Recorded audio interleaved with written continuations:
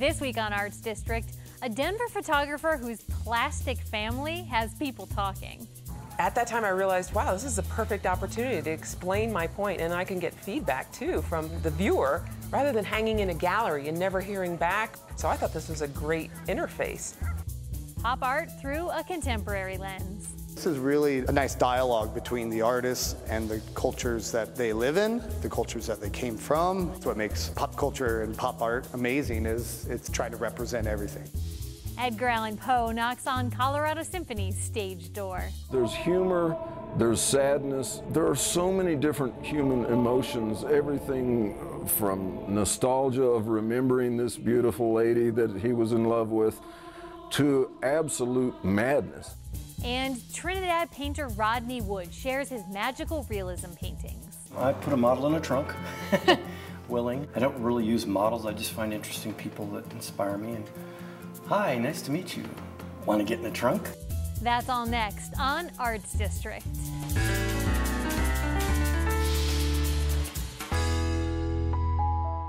Welcome to Arts District. I'm your host, Carrie Saldo. The start of a typical day for the Denver-based photographer Suzanne Heintz goes like this. Husband Chauncey lies on the living room floor, dismembered. She, unmoved, applies makeup nearby. But this is not the scene of a grisly crime. Chauncey is a mannequin.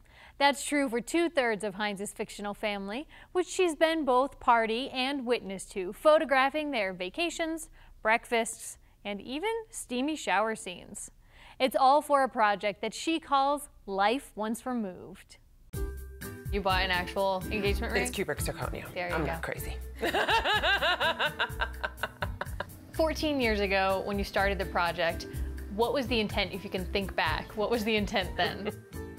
To get back at everyone, frankly. It was because at that time, all of my friends were getting married and having kids, and I was the odd man out. And everywhere I went, people just kept asking me, why aren't you married? Oh, you're so cute, you're so funny. I can't see why you don't have a man. And that just didn't sit with me right. So when my own mother put it to me point blank, there's nobody perfect out there. You're just gonna have to pick somebody if you want to settle down. I yelled back at her and I said, Mom, it's not like I can go out and buy a family. I can't just make this happen. But you could buy someone. I did make it happen. All by myself. I went out and bought him. And I also bought our daughter at the same time. It was sort of a light bulb moment. I was walking past a retail liquidation outlet center, and they were selling their mannequins in the window. And I saw this perfect family, and I thought, I can just go in and plunk down my credit card and buy a family and make this happen in one day. I was in photography school at the same time, and I thought, this is the perfect semester-long project. I'm just going to take Kodak moments with my perfect family. Initially, I started very simple, just family shots around the household. But my girlfriends talked me into taking them on our first road trip to one of those American roadside attractions, Carhenge. But when we got there, people started watching us set up, and I saw the reactions. People would just laugh out loud, and they'd wonder what I was doing, and they'd come up and talk to me. And at that time, I realized, wow, this is a perfect opportunity to explain my point, and I can get feedback, too, from the viewer, rather than hanging in a gallery and never hearing back, or that, you know, a viewer can never ask questions of the artist. So I thought this was a great interface.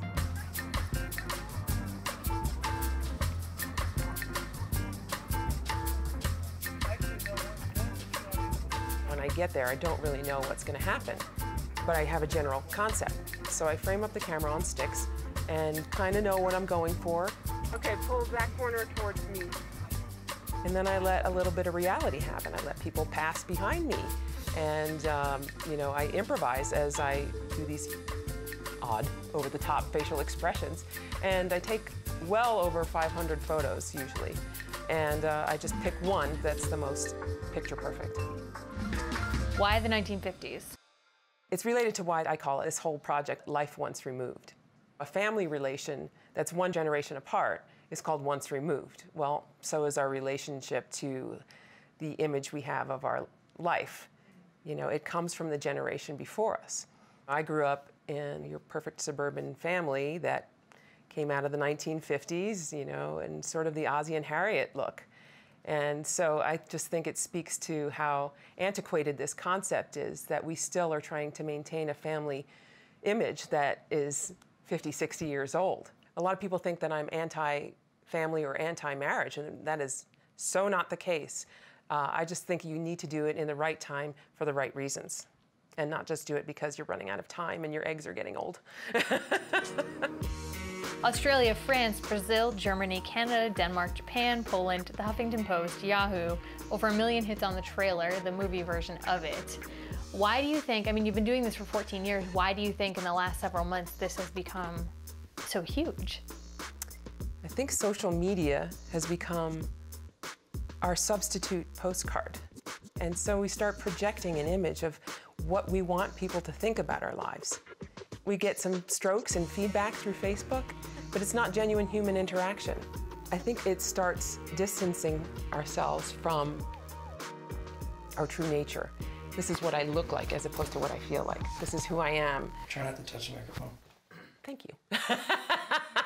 You are a very funny person. Is that where the humor came for you? Or did you make a conscious decision to say, you know, if I go about this in a very direct way that's driven by social commentary, it might be harder for people to hold on to? Is that why you use satire? Yes.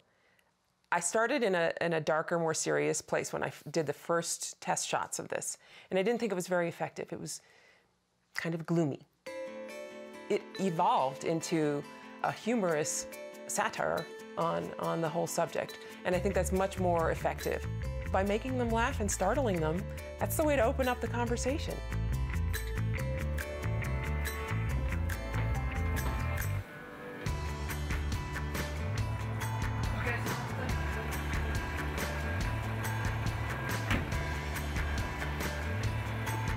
It takes an incredible amount of drive to make this really come together, but I think it's all part of the aesthetic and why I think it makes it into a stronger statement. I want to have a conversation with my viewer. I want them to be drawn to what I'm saying and then want to listen and to walk away with something that's tangible and concrete, understandable, and relatable to their own life. So that's why I use video and photography, because I think it's the medium that is most understandable for most people. Not every husband gets a wife who works this hard for him. Watch your head, buddy. He is wearing a helmet. They truly are props for me. I don't view them with any human qualities. I keep them in a box in the basement. I don't eat breakfast with them, just in the photos, you know, it's all for show. And that's really the point of the project. If we are concentrating on the image of what our lives should look like, we're not concentrating on the feeling of contentment that we truly want in our lives. You know, it's all about image versus reality. And I touched my microphone, I'm sorry. To learn more about Suzanne Heintz and her unconventional family, check out our Facebook page. Mannequins are often associated with store window displays, not art. But in 1900, a famous children's book author wrote one of the best-known stories of all time. And some scholars and historians believe the use of mannequins in window displays helped inspire this author's literary works. Who was the famous children's book author? Was it A, Kate Douglas Wiggin, B, Rudyard Kipling, or C, L. Frank Baum? The answer later in the show. Pop art. The phrase might call to mind Andy Warhol's Campbell's Soup Can paintings, the comic book-inspired Ben Day dots of Roy Lichtenstein, or the larger-than-life sculptures of Claes Oldenburg. Created from the mid-1950s through the 1970s, they're among the enduring and iconic works that continue to shape the art world today. An exhibit at the Arvada Center for the Arts and Humanities showcases contemporary Colorado artists working in that vein through sculpture, paintings, and installation art. My agenda is visual impact. My work relies on viewers' fluency in popular culture. I accept the idea of crazy notions. I need a lot of play, and that's how I learned about the world. Colin Parson, I'm the exhibition manager and curator at the Arvada Center. We're pushing a variety. It's just not limited to white male popular culture. It is representing the American culture. As you enter the gallery, you see the history and learn a little about the movement itself and some of the founders. We call them the pioneers of the pop movement. And then as you exit that space, that's where you see the regional contemporary artists. It gives you a perspective on what's going on now, what's going on then, what's similar, different. I was very conscious of trying to make selections that mimic some of those pioneers, but they're still their own art and say something quite different after 20, 30 years, 40 years after. This is really a nice dialogue between the artists and the cultures that they live in, the cultures that they came from.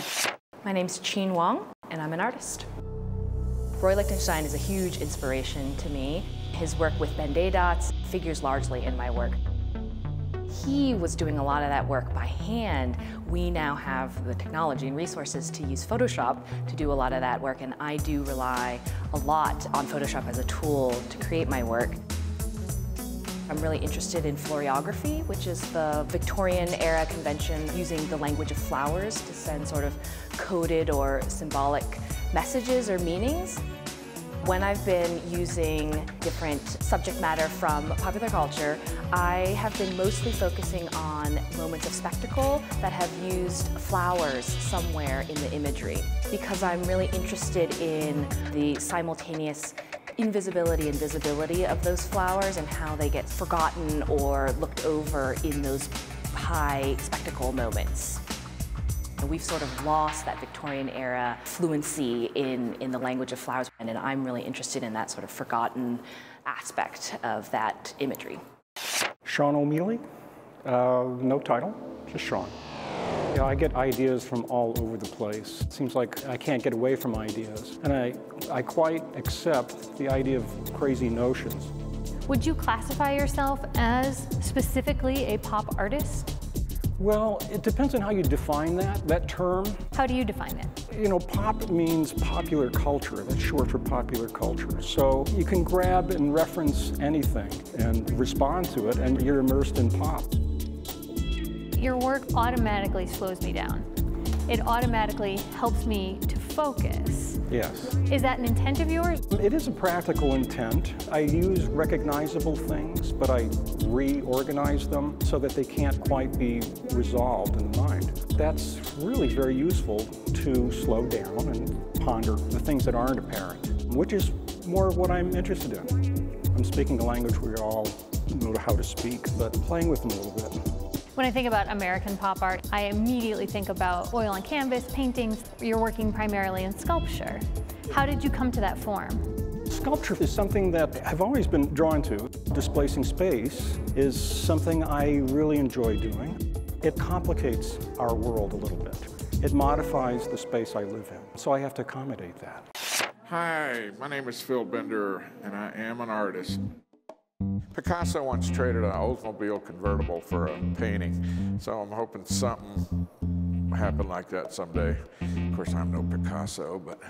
I think you are in a genre all your own, Mr. Bender. Yeah.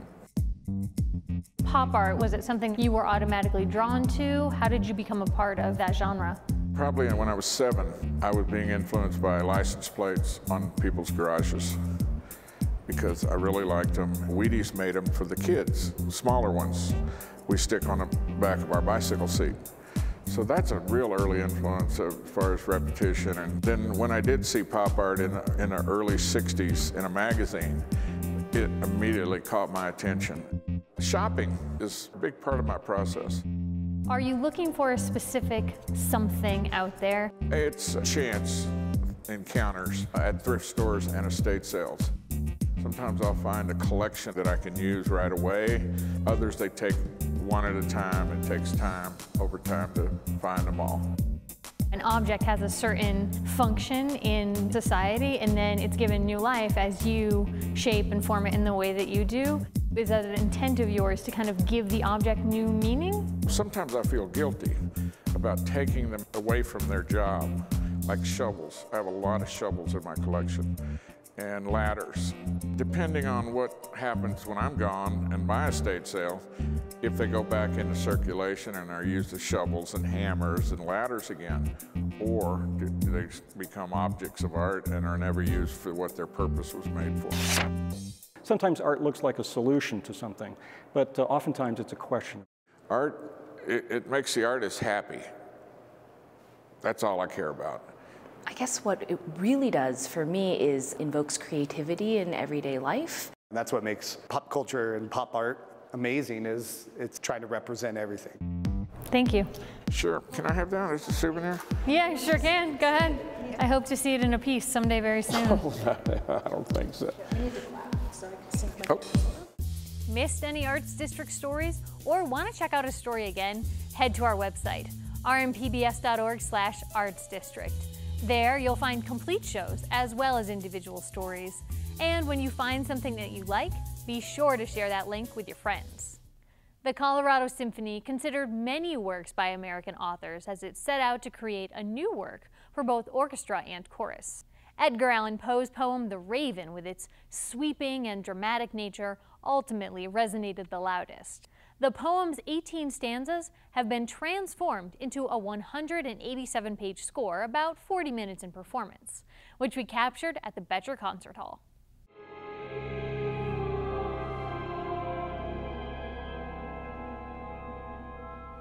There's humor, there's sadness. There are so many different human emotions, everything from nostalgia of remembering this beautiful lady that he was in love with, to absolute madness, you know, almost violent madness, where he's screaming at the bird or screaming at himself.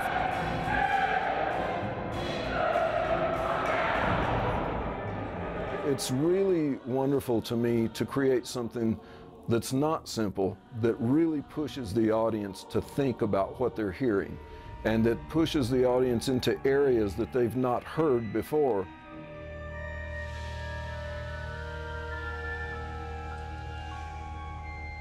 I've always been very interested in the works of Poe since I was a little kid. The first things I read, of course, were the really scary, spooky things. I was about 12 or 13, and I thought, oh, this is really cool stuff. But then, of course, we get older and hopefully a little smarter or a little more mature. And I discovered things like The Raven or the poem The Bells have such a depth of meaning. There's so much in The Raven that's not just in the words. The poem's not really about a bird. It's about human loss and all the emotions that go with human loss. So I guess I start with the words, but not just the meaning of the words, the sound of the words. You know, how does it sound to say, once upon a midnight dreary? I mean, that's music right there. You know, it's very musical the way the words are written.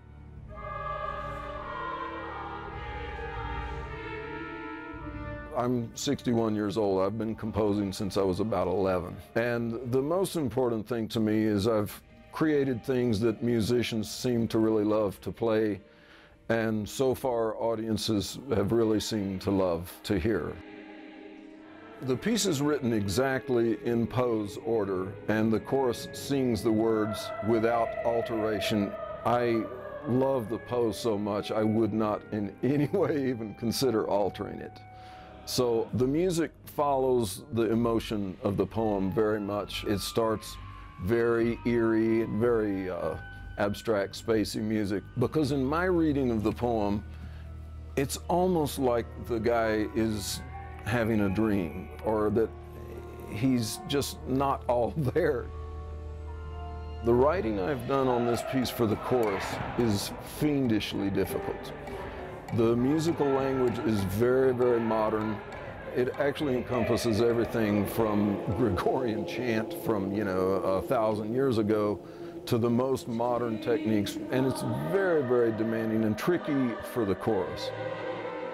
One of the chorus members came up and said, well, we're working really, really hard on The Raven, and it's probably the hardest thing we've ever done. But everybody's really interested. They love the sounds. And so the chorus has progressed from nevermore to maybe.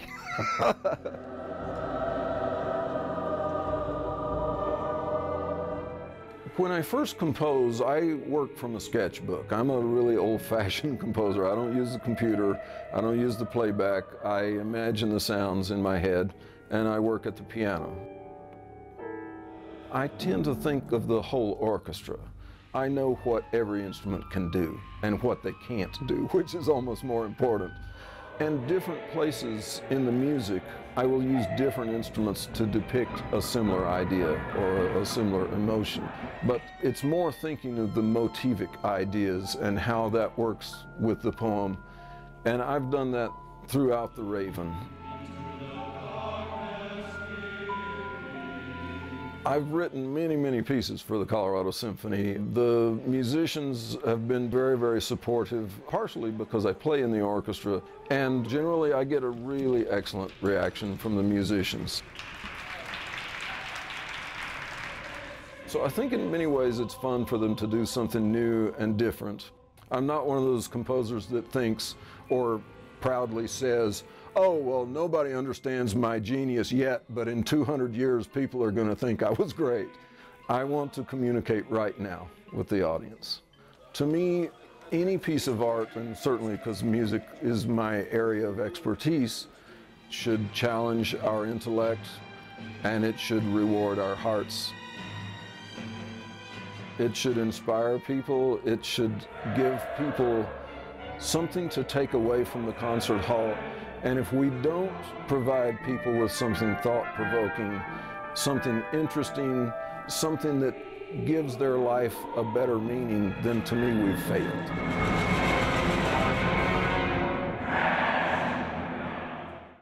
Author Edgar Allan Poe inspired composer Bill Hill. But did you figure out which author took inspiration from store window displays to write one of the best-known stories of all time? Who was the famous children's book author? Was it A, Kate Douglas Wiggin, B, Rudyard Kipling, or C, L. Frank Baum?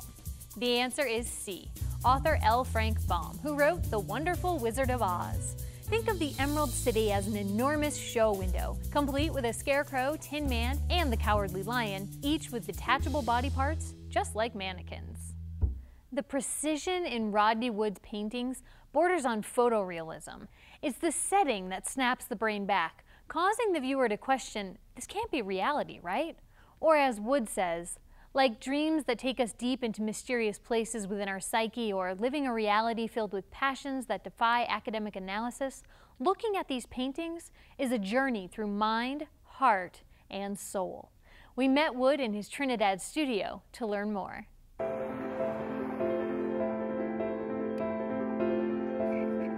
I think really art is a reflection. When I do a painting, it's not about my reflection as much as it's the person who's looking at the painting. Hopefully they makes them think a little bit, ponder, go to the right side of the brain on occasion. Maybe even deeper, maybe it will go to their heart a little bit. I've never taken a painting class. I've taught drawing for years. I was mostly jeweler, metalsmith, then sculptor. A painting can be about color and light, the Impressionists. It can be about an emotion. I just felt that painting was going to allow me to explore emotions more. So it was a learn as you go, keep it simple, low chemistry. I really just use oil paint, turpentine, and this stuff called liquid, which is a little bit of a dryer. That's it, varnish. I just switched to painting.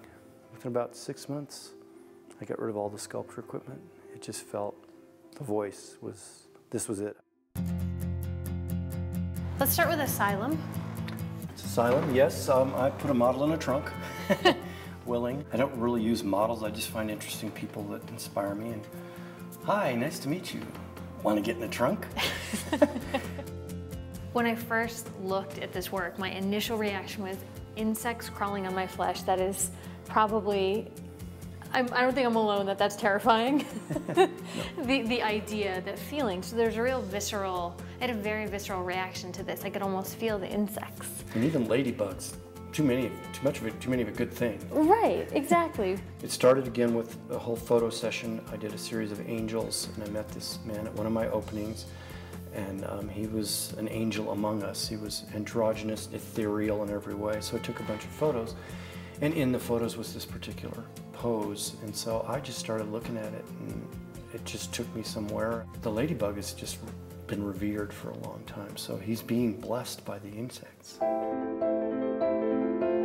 People galleries or whatever will like the technique, and they just don't know what to think of this imagery that I'm doing. It's not new, it's not trendy, it's not about tools, it's not about the newest piece of equipment or way of looking at stuff. It's pretty traditional technically. I try really hard to not think it through, like, whoa, purple's kind of popular now. I try to not do that. It just doesn't work well for me anyway. It really is what makes me feel I'm doing something. Something about painting just felt out of my reach. And then when things started having a little bit of success, it was like, wow, seriously, where'd that come from? But it was about that magic. And then when I started getting that magical feeling and that connection and watching people interact, I had a couple solo shows where I'm there and they had absolutely no idea I was there. And I just listened to people. And it wasn't about Rodney. It wasn't about people who knew me. So art allows us, encourages us to feel some of the things that aren't being hammered into us. You're supposed to be feeling sad now because this happened.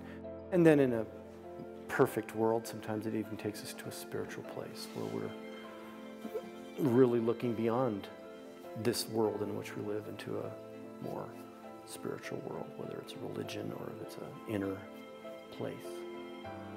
That's what I think art can do, probably better than anything else. At the end of the day, I didn't feel like I'd made any art. It doesn't really feel like I accomplished anything. And it's not about the product part. It's partly about, I feel I'm most myself. That's this week's look into the hearts and minds of artists. I'm Carrie Saldo. Come back here to our studio next week.